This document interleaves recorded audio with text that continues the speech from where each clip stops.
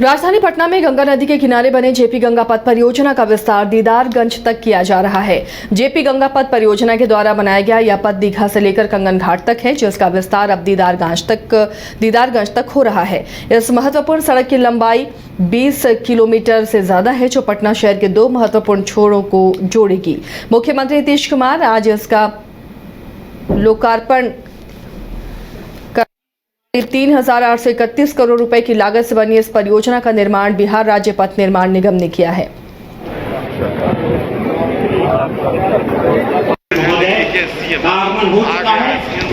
आप लोग पीछे बैठ जाइए। के द्वारा देखिए ये लोगों को अभिवादन कर रहे हैं और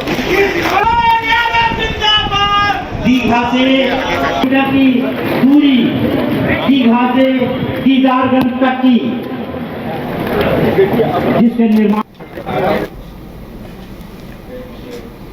कांग्रेस नेता कन्हैया कुमार ने अपने पलायन रोको नौगरीतो यात्रा राजधानी पटना उनकी पहुंच गई है, जहां कन्हैया कुमार ने मीडिया से बात करते हुए गृह मंत्री अमित शाह पर निशाना साधा। कन्हैया ने अमित शाह पर उनके बेटे को लेकर निशाना साधा और परिवारवाद का आरोप लगाया। अच्छा, मुझे आप पूछे तो हमको लगा कि 15 लाख रुपया खाते में आ गया, आप इसकी बात कर रहे हैं। कमाल है लेकिन नहीं अमित शाह कह रहे हैं। अमित शाह को लाज लगता है? अमित शाह को लाज नहीं लगता है ना? थोड़ा सा भी लाज है उस आदमी को? हैं? अपने बेटा को बीसीसीआई का सेक्रेटरी बना दिया, अभी आईसीसी का चेयरमैन बना दिया है। लाज है उसको? थोड़ा ना, कम से कम ना लोगों के अंदर ना आंख में ना लाज शर्म होना चाहिए। मुद्दा दिन भर भटकाते रहना, कभी इधर कभी उधर, कभी वक्फ बोर्ड तो कभी कुछ तो कभी कुछ। एक चीज, एक डिलीवरी बताइए जो एनडीए सरकार ने किया हो, जिस पे जो है उसको लगातार इस देश के लोगों ने वोट दिया। क्या महंगाई कम हो गई है? आसमान छू रही है महंगाई। बेकारी इतनी आज तक भारत के इतिहास में नहीं थी। डिस्पैरिटीज इतना बढ़ गया है और सरकार कह रही है कि हम 80 करोड़ लोगों को 5 किलो अनाज दे रहे हैं। सरकार का दावा है, मतलब 80 करोड़ गरीब लोग हैं ना इस देश में।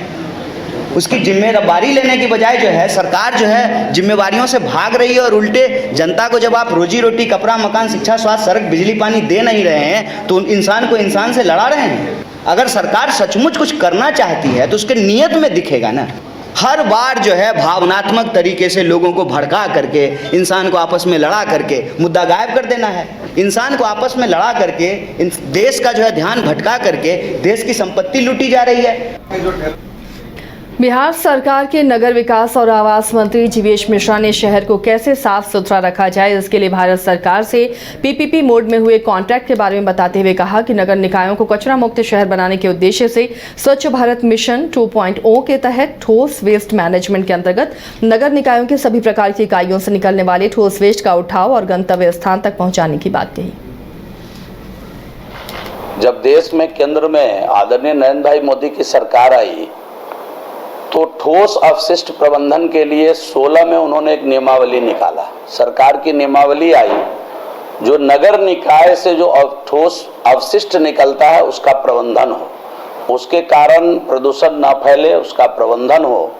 और इसके लिए 2016 में एक नियमावली बना और उसके बाद से लगातार हम लोग पटना या नगर निकाय जो भी हमारा बिहार के अंदर जितने यूएलबी हैं सभी का जो वेस्ट मैनेजमेंट है उस पर सरकार विचार कर रही थी। और हम लोगों को प्रसन्नता है कि पूरे देश में पहली बार भारत सरकार ने लोक निजी भागीदारी पीपीपी मोड में पटना क्लस्टर के लिए एकीकृत ठोस अवशिष्ट प्रबंधन परियोजना का कार्यान्वयन किया है।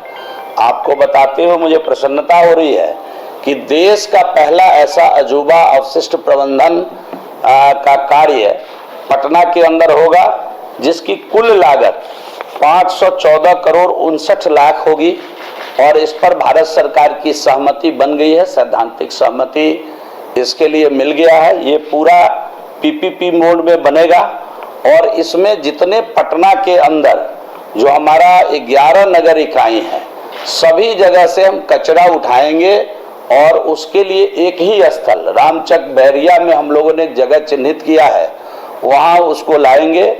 और वहाँ जो अभी जो योजना ये संपादित होने वाली है अपशिष्ट प्रबंधन का, उसके माध्यम से सभी कचरा का उसका वहाँ उसको सेग्रीगेट करेंगे, वहाँ 3 पार्ट में प्लास्टिक अलग हो जाएगा, उससे लोहे का कोई धातु का कोई अगर मटेरियल होगा तो सीधा मशीन से सेग्रीगेट करके अलग करेंगे।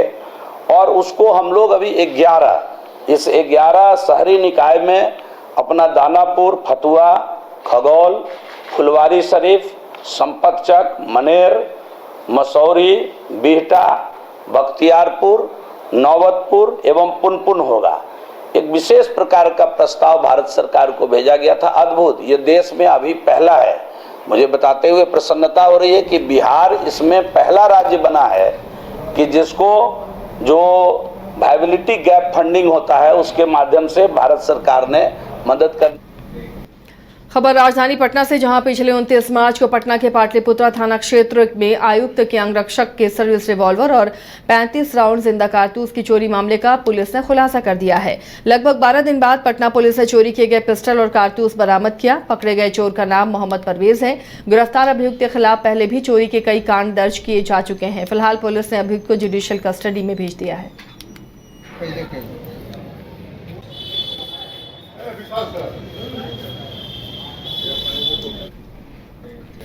9 अप्रैल को सड़क दुर्घटना में हुए बच्चे की मौत के बाद स्थानीय लोगों की तरफ से किए गए हंगामे पर पुलिस ने कार्रवाई की है, जहां मामले को शांत कराने की कोशिश की जा रही थी, लेकिन तभी एकत्रित भीड़ उग्र हो गई और घटनास्थल पर उपस्थित एएसआई संजय कुमार के साथ मारपीट शुरू कर दी। पुलिस के कार्यों में बाधा उत्पन्न करने और हमला करने के संदर्भ में अमनौर थाने में कांड दर्ज कराकर अनुसंधान शुरू किया गया। अनुसंधान के क्रम में सूचना मिली कि घटना में संलिप्त उपद्रवियों की पहचान कर कुल 14 आरोपियों और उपद्रवियों को गिरफ्तार किया गया और हिरासत में लेकर न्यायालय भेजा जा रहा है।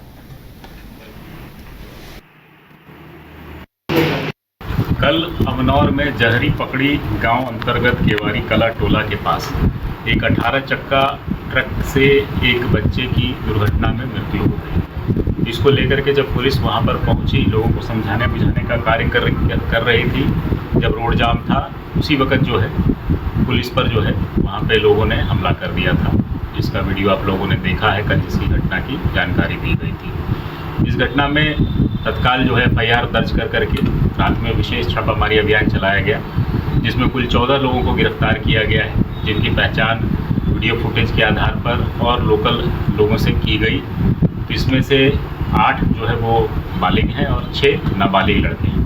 इन सभी के जो है पहचान कराई गई है और ये लोग उस घटना में शामिल पाए गए हैं। इस प्रकार इन लोगों को हिरासत में लेकर के उचित न्यायिक प्रक्रिया के तहत उन्हें माननीय न्यायालय में भेजा।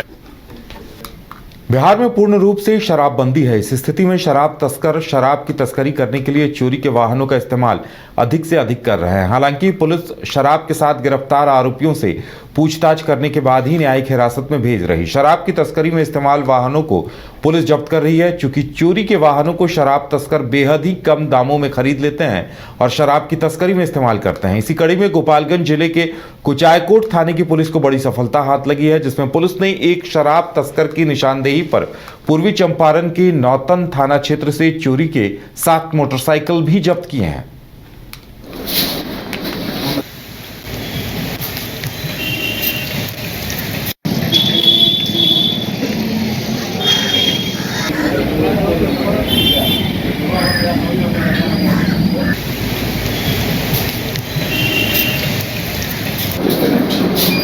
इसको खाली